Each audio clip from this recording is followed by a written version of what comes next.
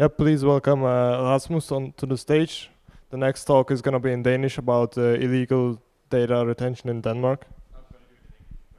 Oh, okay. Then it's going to be in English.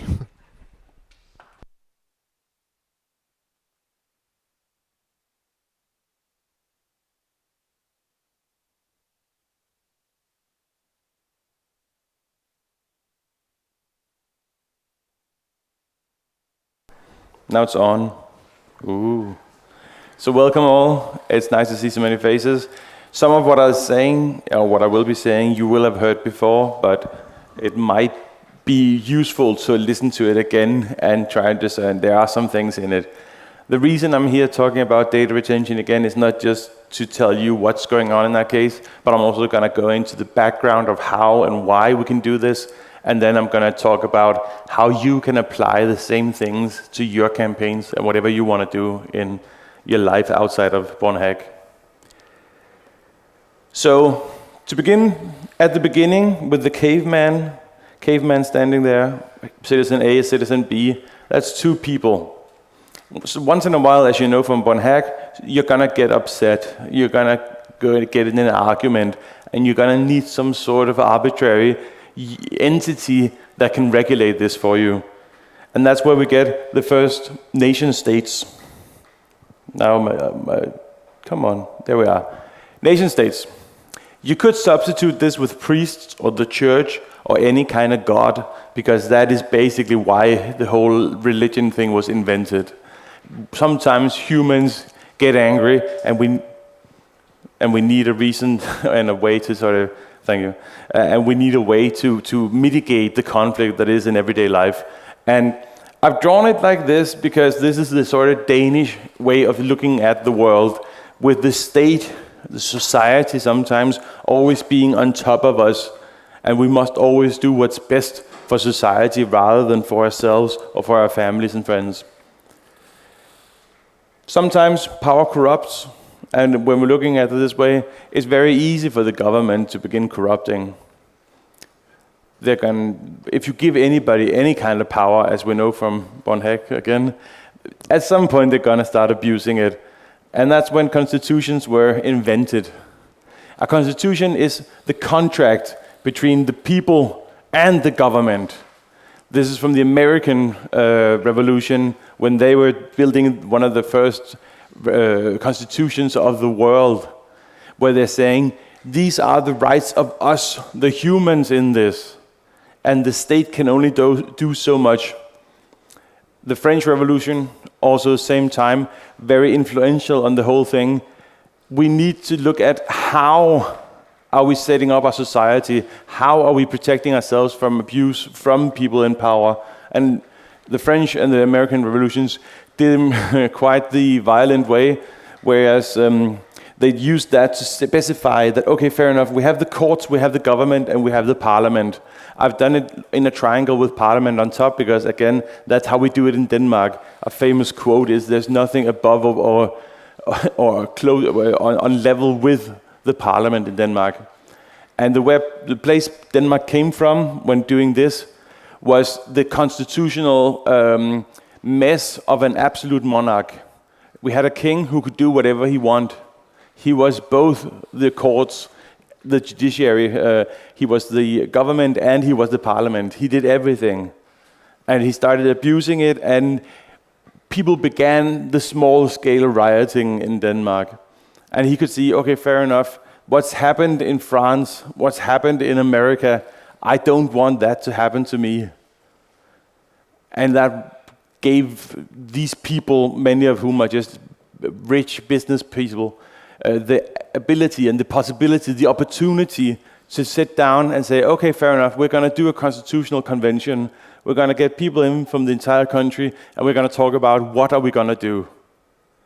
Now, this thing here is very important in any state, and this is where I want to go, because we still have a monarch in Denmark, and we still have a lot of abuse of power in Europe and in the world. But this is something I believe that through technology we can get to there, but instead of it all being rich white men, it can be all of us. We can have all colors, all genders coming together to figure out how are we going to do this with a government. This is the this is the compromise that they arrived at in Denmark, with the king on top and then the courts and the parliament. And that's obviously a problem, and that is one of the problems we're dealing with in Denmark today, because the royal family has decided, nah, we're not going to be part of this. And some people think, oh, well, that means we're a democracy. And that's a fallacy for anything, really, because the king is still appointing the courts. But with the king out of the question, now it's just a simple majority in parliament.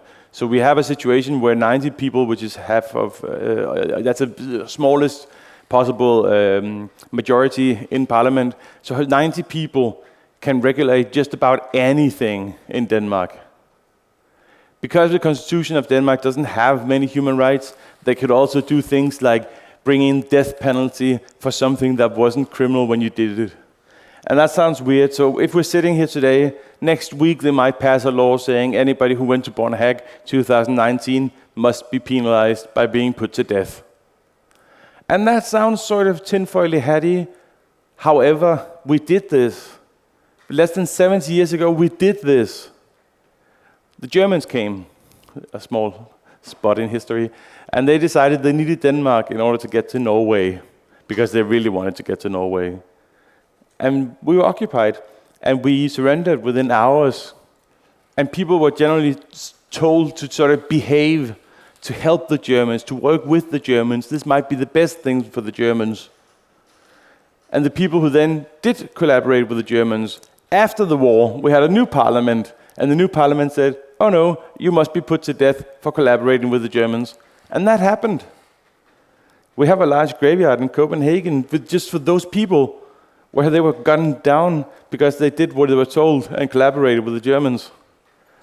And we have other newer cases, not with the death penalty, fortunately, but where people have contributed to a political cause in another country. And what's happened then is that the political cause they've donated to has been designated to be a terror group. And people have been then penalized, put to prison, or given fines for having helped a group that was a terrorist group, but a group that hadn't been declared a terrorist group until after the fact. So we still do it. Still many reasons to think about why we should do something about it. Now I took the other paintings of the constitutional conventions of Denmark and America, and the famous Marianne from France. And I thought the best way to illustrate the Second World War was with this sort of heroic portrait of Hitler. Also, I like this guy up here. Someone has to Photoshop a selfie stick or a camera into his hand. It's like, yeah, I'm here with Hitler. But this was quite important because it led us to this. This is a convention for all the countries of Europe, including Russia and Turkey, to come together after the Second World War and say, okay, what we did after the First World War, that was a bad idea. It was a very bad idea, sort of bankrupting Germany and hoping they didn't get the fancy idea of building a new army. So they said, okay, how can we secure future collaboration? How can we avoid having concentration camps on European soil again? What are we to do to avoid all of this? Let's get together and write a convention. And that's what they did. They wrote the European Convention on Human Rights, and they founded the Council of Europe. The European Convention on Human Rights also brought in the European Court of Human Rights. And the European Court of Human Rights is very important to us. It is the reason why school teachers in the United Kingdom are no longer allowed to hit children. That was there. In Denmark, if a judge has contributed to a case with material, he's obviously not allowed to be the judge on the same case. That was brought in by them. The death penalty is no longer a thing in Europe because of them. So it's quite expansive interpretation, and this is important to understand. Now, the text of the convention was written in 1948 and was very influenced by the Universal Declaration of Human Rights by the United Nations. But back then, they didn't have phones. They had very few phones. They didn't have mobile phones. They didn't have laptops. They had very few computers. So what they did, knowing that the world is changing, was to say, you must always read this in the light of present-day conditions. So if there is something like an email, obviously that's meant to be protected like a letter would have been when this was written. And that's why we can sort of interpret things into it. A lot of people or a big group of people hate the European Convention on Human Rights because it has this thing about interpreting new rights into things and also positive obligations. And that's to understand rights. We have negative rights and positive rights. Negative rights are for you to be free of tyranny, to be free of being subjected to torture, to have the freedom to say what you will without being punished for it. And then there are the social rights. And this is quite an interesting thing because we have the social rights in the Danish constitution as well, but they're not really used that much because, well, there's a broad understanding that we should pay for everyone to go to school and that everyone should have the ability.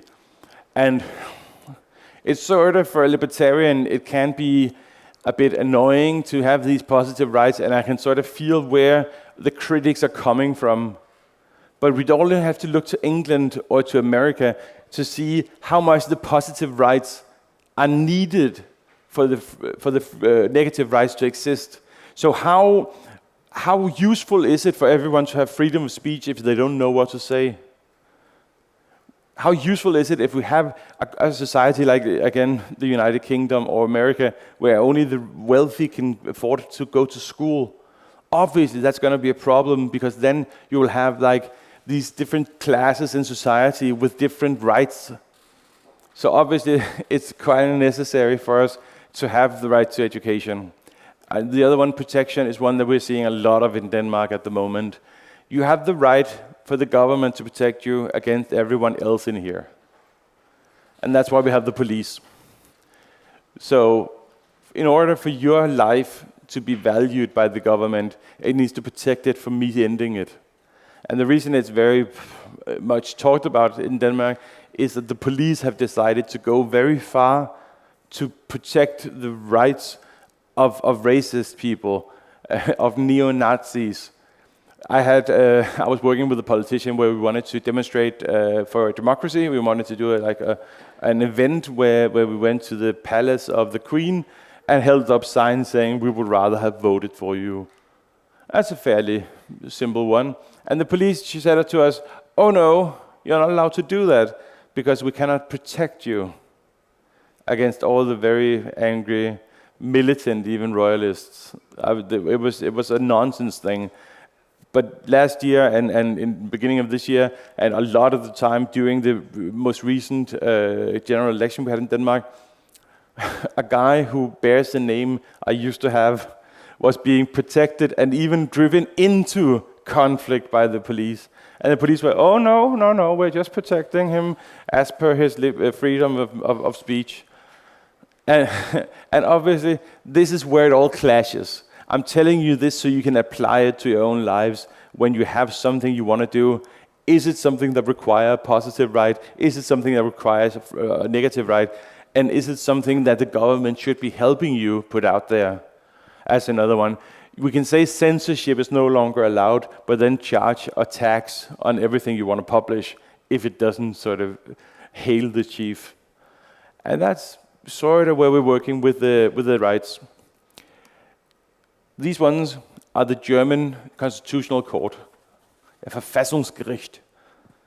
I like them. I like the idea because they were set up by the Allies after the Second World War, just like the other guys with the blue jackets. I like the fact that both of them have sort of, "Oh, wait, you should get a nice costume." That's marvelous. I want to be that guy in the next convention. But no, these guys are important to understand why we're so angry in Denmark, because their sole purpose is to take cases where citizens are suing the government, where citizens are saying, this is happening and it mustn't be happening. This is violation of the laws, this is a violation of the international conventions, this is something that must be stopped. And they say, okay, fair enough, let's look at it. And that's a luxury we don't have in Denmark. We have to go to the regular courts, and the regular courts are very, very dismissive of anything that accuses the government of doing anything. I usually say that we have a problem in Denmark that a judge is not a very well-paid job and is not even that respectable anymore. So what they do is they take extra jobs.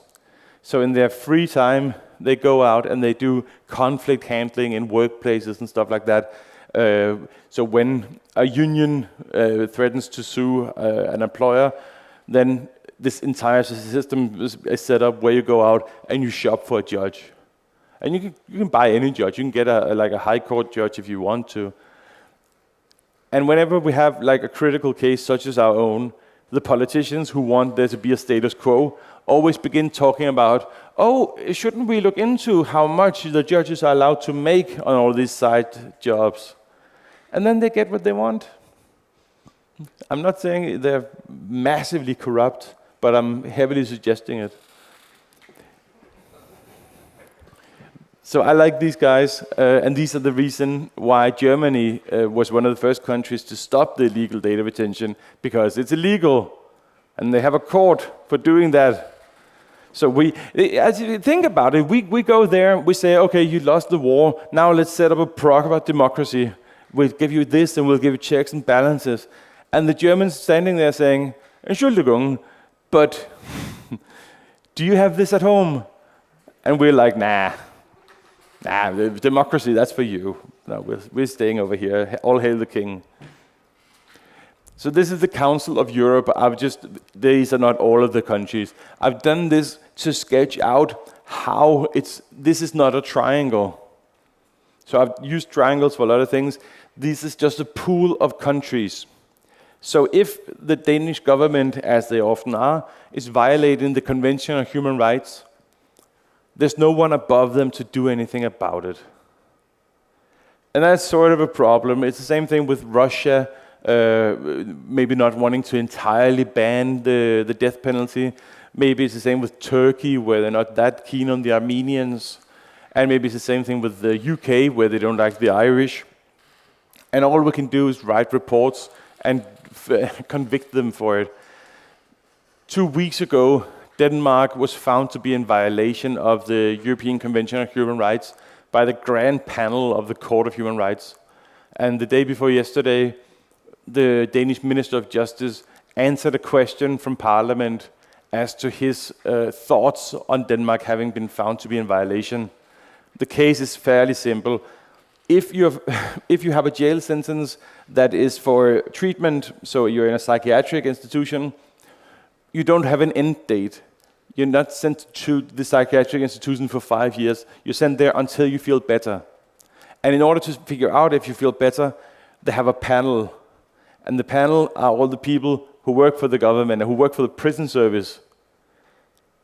And they're not allowed to listen to a doctor.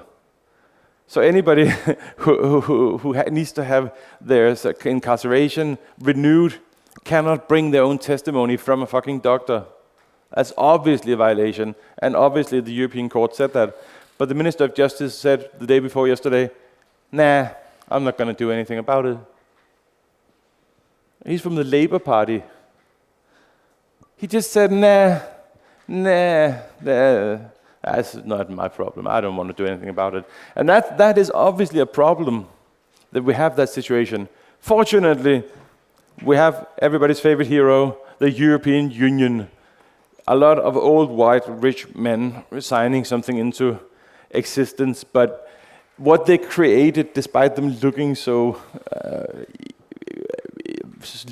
boring, was this. Now we have the European Union above the nations, so it's supranational or supranational, it's overnational, it's better, it's bigger, and it's more powerful. And what they can do, another case from the European Court of Human Rights, is that in the UK, prisoners aren't allowed to vote. And that's quite handy, because all you have to do then is to instigate a riot during a general election campaign, and then just lock up all the socialists. It's super easy, and that means they can't vote. And obviously that's a violation of human rights, but what the UK said was, nah, we're not going to do anything about it, like the Danish government has just said. But we had the EU in this case, because the European Union has incorporated the European Convention on Human Rights into a Charter on Fundamental Rights, so they are applicable to anything related to EU. So while the EU could not force the UK to let prisoners vote in local elections, so general elections, stuff like that in the UK, they can force them to let prisoners vote in the European parliamentary elections. And this was actually an argument for Brexit. Oh no, they're gonna let prisoners vote. We better leave the whole thing. Someone made a song about it. Don't Google it, it's horrible. So we filed our subpoena, beautifully, in the Copenhagen City Court. And we actually asked them, could you please just send it on to the district court, because this is too important for this low-level thing to do. And we were lucky, they did. So that was nice. But then the district court said, okay, but you're up against the government. What does the government feel about this? And the government has the strategy that they always use, which is to postpone, just to push it. We're just going to do it later. Nah, just maybe answer these 100 questions that are useless and not at all relevant to the case. And the reason they do this is because they have unlimited money. So they have one dedicated private attorney or lawyer who always represents the government. And he's the most expensive lawyer in the entire realm of Denmark. But we are sitting there with the money that we've gathered and fundraised by talking to lovely people like you. And every time our lawyer has to answer a question that's useless, that's about like 2, 3, 5, sometimes 10,000 Danish kroner. Because they need to spend time looking into why on earth would they say this? Why is it relevant? Okay, we better write a thing. And they asked for a postponement until after. There's a Belgian case where a Belgian court has asked the European Court of Justice from the European Union, how about this thing about illegal data retention? Is it still legal? And obviously that's useless because the court is going to say the same thing it said every time. Yes, it's still legal. And that's it. So they postponed it to 1st September. And we then went to this mid-level council where you can ask for permission to have things sent to the High Court. And they said, nah, we're not going to do that. And what's funny then is our lawyers actually came and suggested we sue this council. So we should sue like a branch of the courts. I like the idea of suing a court. That's marvelous. So what I said to them was, yeah, but if we do this, who's going to be their lawyer? And our lawyer came back and said, well, yeah, okay, it's going to be the same lawyer that we were up against the government. So the people who are deciding if we're allowed to go on, they have sort of the same job, the same sort of connection with a government lawyer. So that's massively undemocratic and problematic from a rule of law point of view. But that's a different thing that we're going to have to do afterwards. But then what happened? Scandal. And this is good. Now is when it gets good. I brought these ones, which are our little handbook about what is what in the entire case and what to do and when to do it. Unfortunately, many of them have been ruined by the rain. But in this, we're talking about the fact that there's not equal access to the data. So if you are suspected of a crime, or if you've been in the area of someone who's done a crime, then the police can get all of your data and you won't know it. And then it might be the police find something in it, and then they'll sort of look into more of your data, and they'll figure out, okay, this is on the plus side, this is on the minus side, let's just bring him in and indict him for a crime. And you won't be told what data they've used. All the data that they didn't use, you won't even get a copy of it. And this is a problem we wrote in this pissing book like months ago.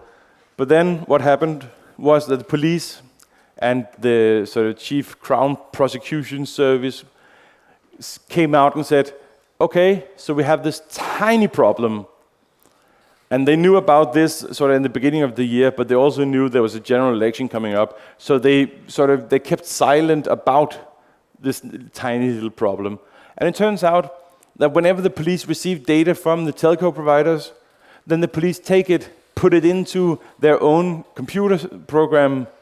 Nobody is allowed to know what the program does. Nobody's allowed to know who made it, why they made it, when they made it, and all those things. And this program then cherry picks all the stuff the police like and serves it out.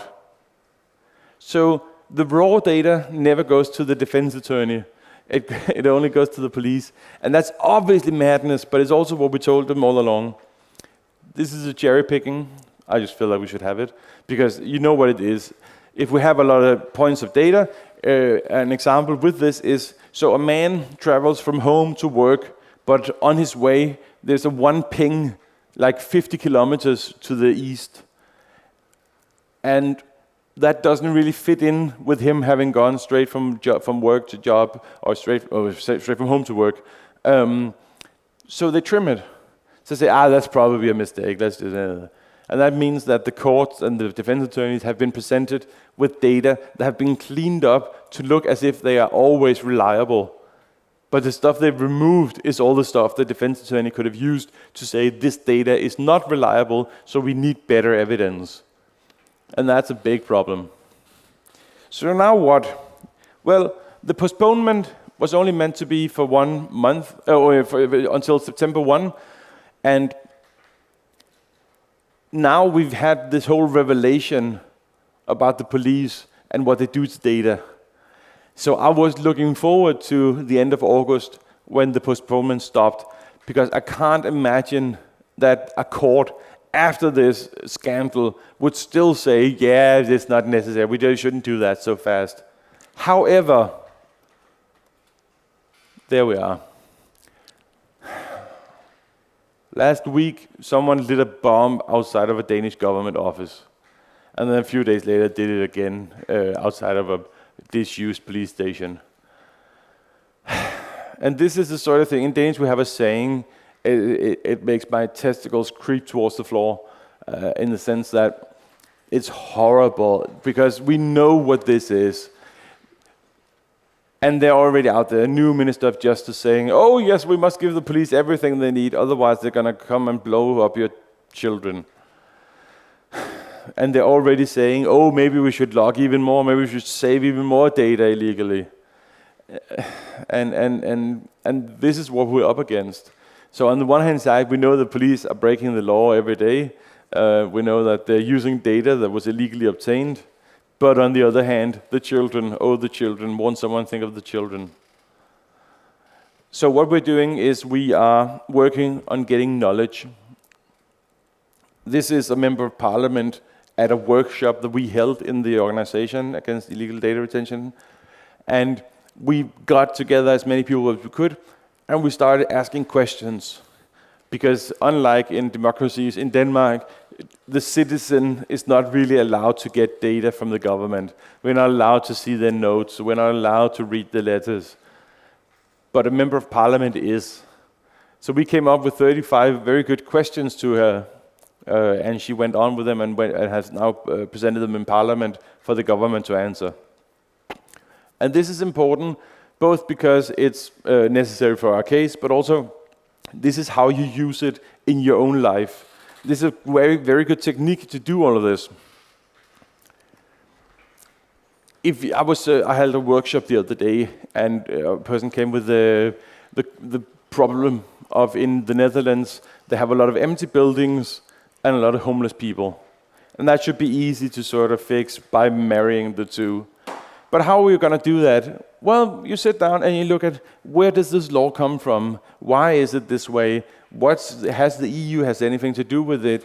How about the right to a place to live? How can that be enforced? There is a law against empty buildings in the Netherlands, but it isn't really enforced. So what can we do about that? And many of the techniques we've used can be used in this. Another thing we've seen in Denmark, and a specific case that I have from, I work in a legal aid, was a woman where one of her neighbors she was claiming benefits in the sense of not having to pay for her children to go to the institution because she was a single parent. But then one of her neighbors snitched on her and wrote the municipality, "Oh, city council, this woman often has this man over there, and he is the father of the children." And that made the city council go to the electricity company and say, "So how much electricity are they using and when?" And so that's obviously, that's massively violating. They didn't stop there though. They also sort of broke into the building to take a photo of her mailbox where the name of the father was on it. And she said, "Well, that's just because my children has his name, so I wanted them on the way." They've sat in the parking lot outside of her house waiting for the man to come home. And now the value of all of this is 35,000 Danish kroner. So that's less than 500 euros. They're using all of the surveillance data to convict people of what they call benefits fraud. And this is a place where we can use our case, because when we've used our case, when we've won this case, then everyone will know that it's illegal to obtain a lot of these data. And that's something we can take and move on with. If people have other cases, that's something we can go on with. Like, what rights does one have in, let's say, many of the technical educations are mainly boys, not a lot of girls there. Why? Could we look into maybe what rights do women have? It's not just the right to have a toilet, which women do have to do things in toilets that men don't. So it's not unreasonable for them to have access to that. Is it just because people talk bad about them? Is it because we're lacking a code of conduct?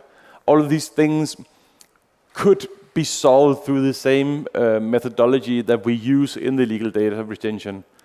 And when we won, at least in Denmark, everyone will always know that the European Charter on Human Rights is directly applicable.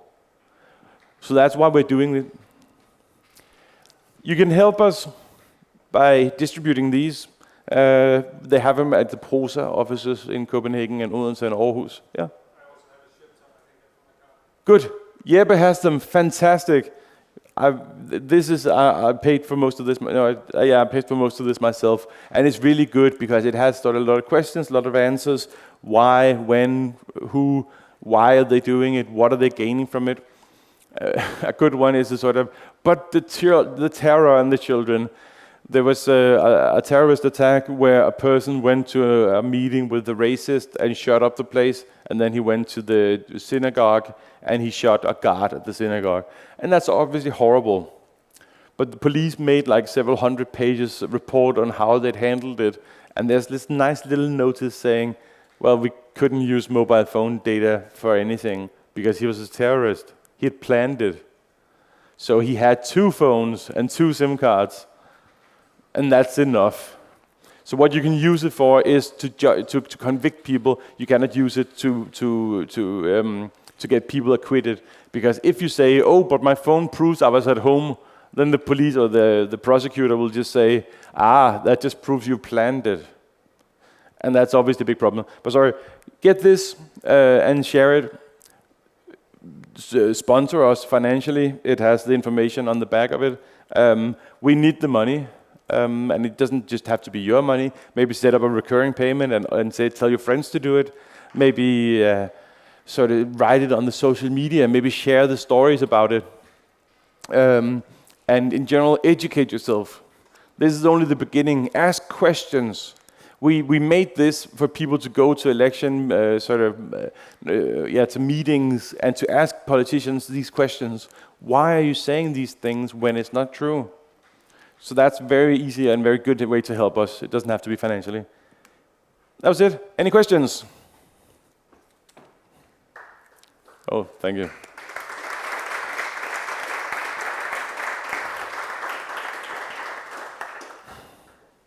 Yeah.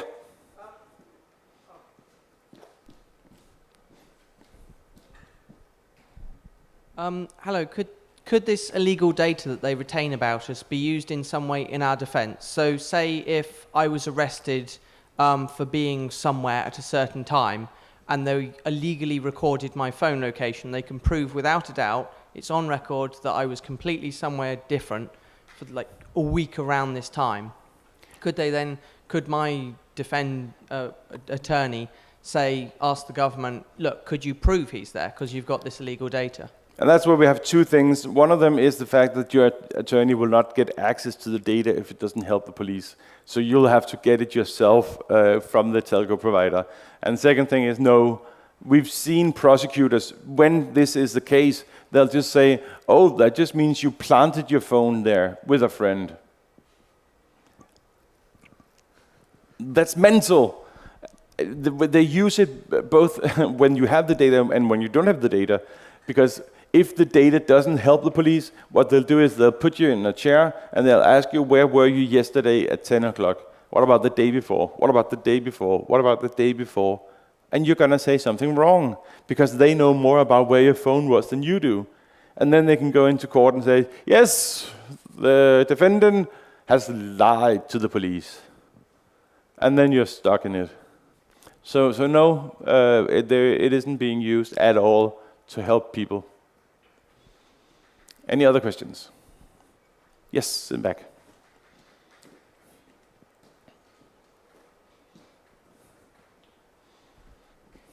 So now there's this thing where the NOC for TDC is moving to Romania, or there's this talk about this. Yes. Is there any EU law that's going to benefit or make it more difficult for this data to be transmitted across borders if we have to look at something positive about this move? Yes. Well, it's not positive about the move, but what could come into place is something called a safe harbor, where it's up to the government to ensure that data doesn't go to a third country or a second country where it's going to be unsafe. And that's Max Schrems from Austria, from the organization None of Your Business, noyb.eu. He also wants your money, and he's done a marvelous job on this. And that came out of the whole Edward Snowden revelation that, hey, if America is monitoring everything that goes into America, that means they're monitoring our communication if we use Facebook. And that's why Facebook had to sort of set up in Ireland. Whether or not Romania is dangerous, I don't know. It's a good question, and it's going to be interesting to see how they're going to wiggle their way out of this one, because they're a big company, and big companies have a tendency to win in courts in Denmark. It could be, we could look into it definitely and figure out what's there. Look into, has anybody written about this? Has anybody mentioned Romania? That's one of the many beautiful things about the European Union. All of the data is available in all languages, so we can just search, okay, in all of EU's documents, and there must be someone. Has anybody talked about data security within the EU? Any other questions? Don't be shy. Cool, that was it for me. Thank you.